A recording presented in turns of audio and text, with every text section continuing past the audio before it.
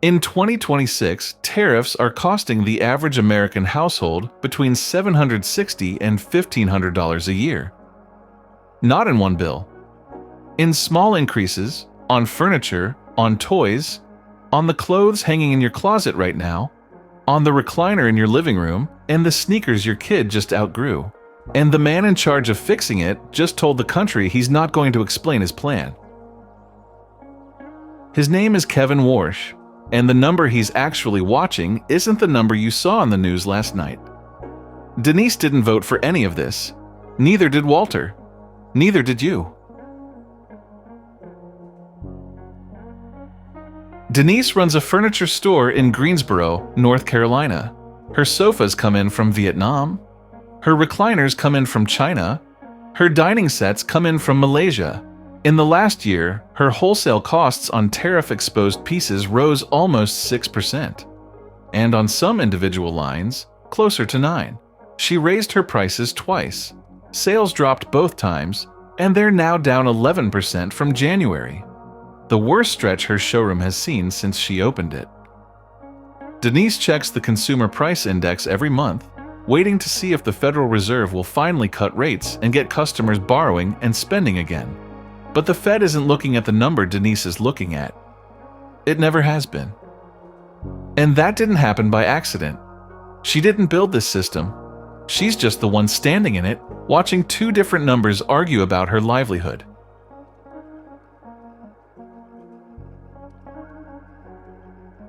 By the end of this video, you'll understand exactly why the inflation number on your TV screen every month is not the inflation number that decides your mortgage rate, your savings yield, or your Social Security check. You'll see how two separate government agencies built two different rulers to measure the same economy, why the Federal Reserve legally committed itself to only one of them back in 2012, and why the new Fed chair just made that gap between the two more dangerous by refusing to say what he'll do with either one. 4 things are coming. First, the two rulers, how they're built, and how one of them quietly became the boss while the other stayed the headline. Second, the mechanism, step by step, showing exactly how tariffs are exposing the gap between them right now, in real time, this month. Third, the crack, what happens when the institution running the machine goes silent in the middle of that gap, and who benefits from that silence. And fourth, what all of this means in dollars. For 3 specific people, in 3 specific American cities, right now. None of this is abstract. Every mechanism in this video traces back to a specific date, a specific document, and a specific decision that someone made on purpose.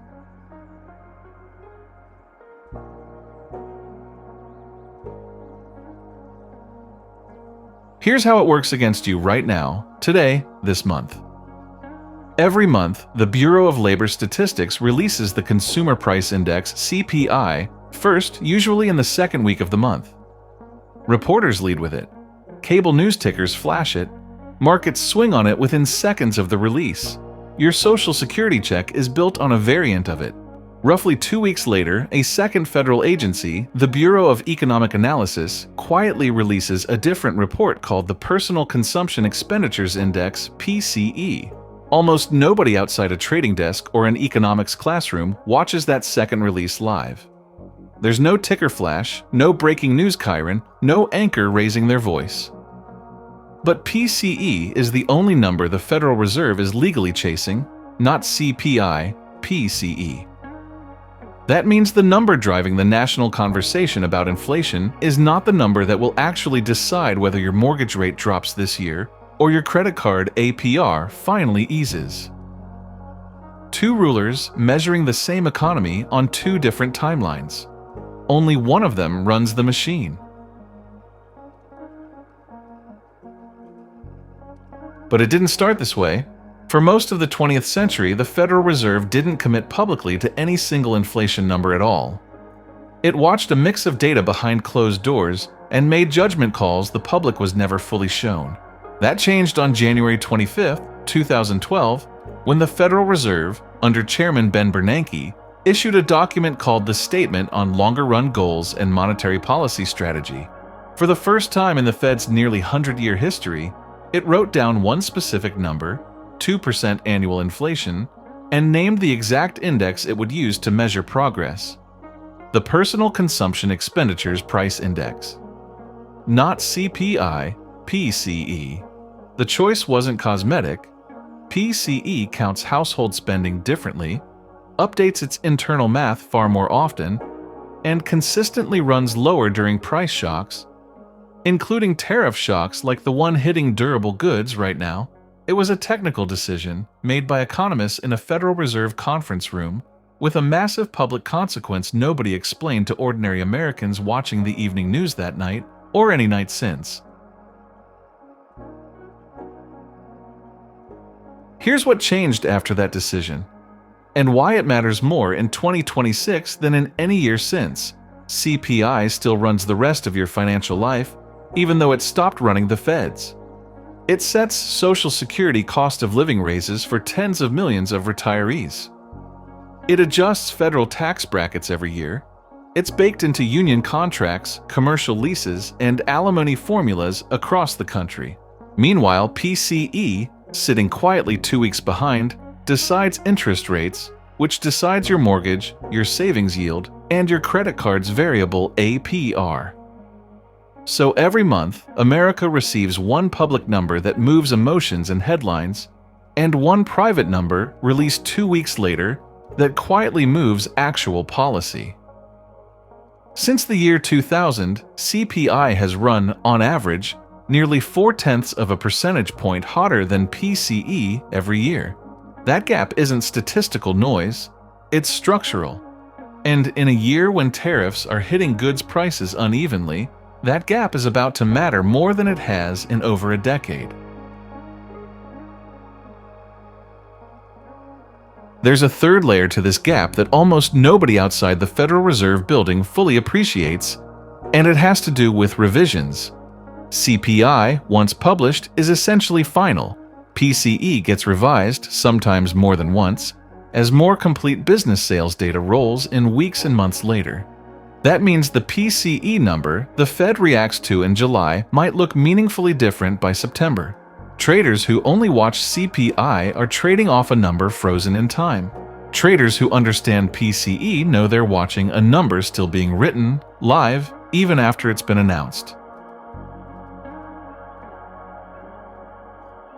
It helps to picture this as two separate accounting departments inside the same government, reporting up two different chains of command. The Bureau of Labor Statistics answers to the Department of Labor and tracks cost of living for workers and beneficiaries. The Bureau of Economic Analysis answers to the Department of Commerce and measures the overall health of the national economy. Neither agency is wrong, neither number is fake.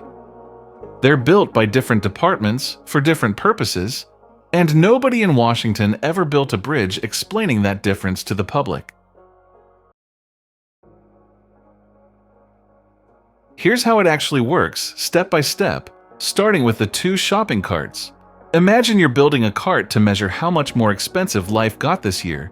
CPI's cart is built from a household survey. Government workers call and ask urban consumers what they bought last month. Then price check a mostly fixed basket, updated once a year, in a process that takes months. PCE's cart is built differently. It pulls from business sales records, covers rural and urban households alike, and updates the basket every month based on what people are actually buying right now. That matters because of the substitution effect. If steak prices spike, people switch to chicken or pasta. CPI's fixed basket doesn't capture that switch until the next annual update. PCE's basket captures it almost immediately. That's reason one why PCE runs cooler than CPI, and the first real crack in the idea that the two indexes are interchangeable. Reason number two is what's actually sitting inside each cart. Housing gets a much larger slice of CPI's basket than PCE's. Healthcare gets almost the opposite treatment. PCE counts employer-paid insurance, Medicare, and Medicaid spending. That CPI ignores because CPI only tracks money that comes directly out of your own pocket. So when housing costs dominate, like the last 5 years, CPI runs hotter than PCE. When healthcare dominates, PCE runs hotter. Right now, tariffs are hitting a third category almost entirely, physical goods, exposing a mechanism the two indexes handle very differently. Now here's the tariff mechanism itself, broken into 4 steps. Step 1. A tariff raises the price American importers pay at the border for furniture, toys, apparel, and appliances from Vietnam, China, and other Southeast Asian hubs. Step 2. Importers pass some of that cost to retailers like Denise, who pass some of it forward again to the customer in her showroom. Step 3. Federal Reserve research shows tariffs implemented through early 2026 have pushed core goods prices up roughly 3%, adding close to a full point to core inflation concentrated in vehicles, clothing, footwear, and home furnishings. Step 4. And this is where the crack opens. Because CPI weighs physical goods more heavily and updates less frequently, a tariff spike shows up louder and faster in CPI than in PCE 2 weeks later. The headline number spiking on your screen might overstate the exact inflation the Fed is managing, while the number that matters, PCE, lags behind, quieter and invisible to the public panicking in real time. Multiply that across a year of tariff policy, and you get 2 national stories about the same economy running on 2 clocks told at 2 volumes. There's a 5th layer worth understanding. Historically, tariff shocks were narrow, hitting one category and fading within a year. The 2025 to 2026 tariff regime is broader, touching furniture, apparel, electronics, toys, and vehicles simultaneously, so the CPI-PCE divergence isn't a 1-month blip. Fed staff have modeled this as adding pressure persisting through the back half of 2026, meaning the gap isn't closing anytime soon. It's widening as more tariff-exposed inventory works through the supply chain. It's worth pausing on the analogy once more, because it explains why economists trust PCE more for policy, even though the public trusts CPI more for gut-check reactions. CPI answers a narrow question: how much more does the same basket cost this year? Useful for cost of living adjustments. PCE answers a broader question: how is the whole economy's spending shifting? More useful for setting policy because the Fed isn't trying to freeze anyone's lifestyle, it's steering the whole economy. One more distinction matters. CPI comes from a bureau inside the Department of Labor, built originally for cost of living escalation tied to wages. PCE was built by economists at the Department of Commerce to capture the entire flow of national spending. The 2 numbers were never designed to answer the same question, which makes comparing them directly, hot CPI versus cool PCE, a category error baked into monthly financial coverage.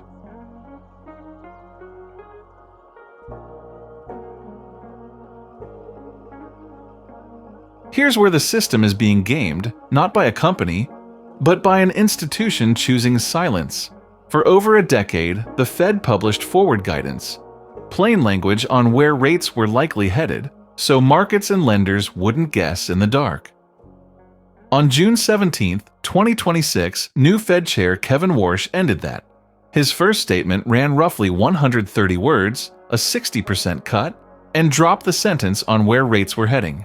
The vote was unanimous, 12-0. Warsh said markets had become an echo chamber, reflecting the Fed's own words back at it instead of supplying new information. But here's who that silence benefits, and who it costs. It benefits the Fed. Warsh reacts freely to incoming data without a promise made months earlier, when tariff effects were still unclear. It costs mortgage lenders pricing 30-year loans, pension funds hedging billions, and families deciding whether to lock a rate today. 2-year Treasury yields now move almost entirely on data and podium remarks, with no script and no promise to keep him honest. The system was sold as more honesty. What it delivered is a Fed that owes the public no advance warning, arriving the exact year tariffs made the data hardest to read in a decade. The timing isn't coincidence. There's one more piece worth naming. Warsh also declined to release his own dot plot projection, becoming the first sitting chair in over a decade to withhold that data point. That means his own committee members, who did publish projections, gave markets more information than the chairman himself. Compare that to Yellen and Powell, who both used press conferences to walk through conditional scenarios. If inflation does this, we'll likely do that. Warsh's approach bets that a Fed reacting in real time makes sharper decisions than one boxed in by old guidance. Whether that bet pays off is unknown. What's already certain is who absorbs the uncertainty while everyone waits to find out.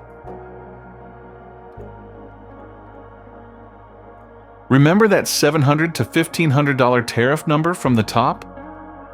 Here's what the CPI PCE gap and Warsh's silence look like inside 4 American living rooms this month. Denise prices her showroom off CPI headlines because that's the only number her customers see.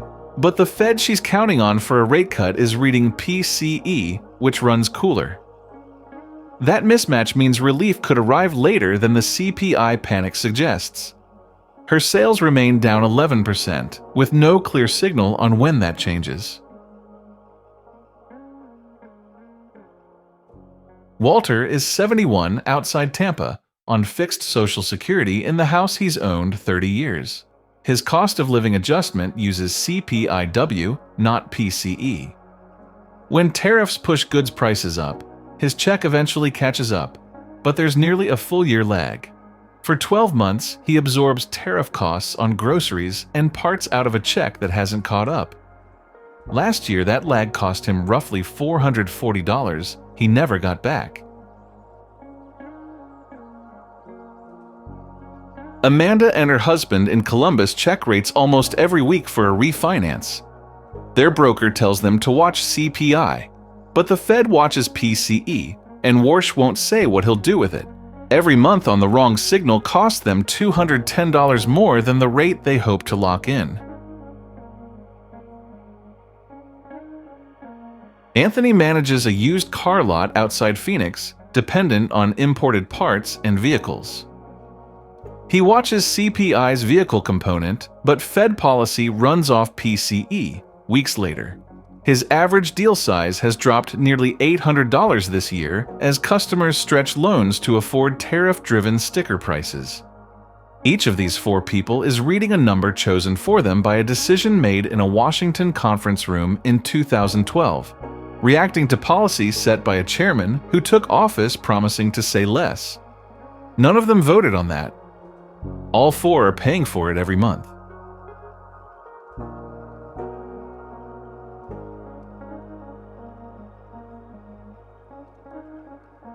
The receipts tell a different story. The inflation number dominating your feed every month was never the number running the economy. It was chosen for speed, not accuracy, and the habit stuck because a scary headline travels faster than a quiet revision 2 weeks later.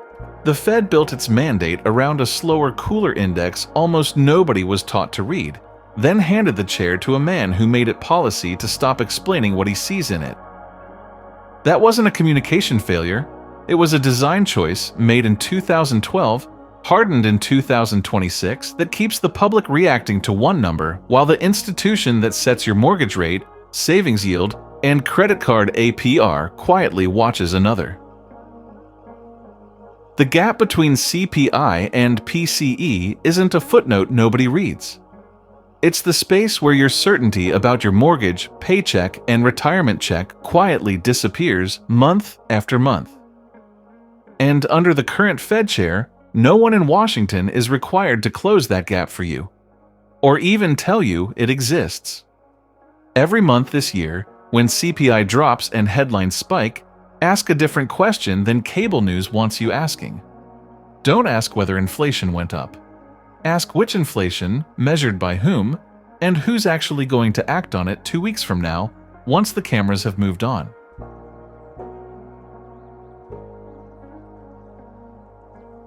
If this is the first video you've landed on, this is what we do here. The story underneath the story. Subscribe to American Ledger Journal. Hit the bell so the next one finds you. And if this gave you something worth passing on, send it to someone who needs it.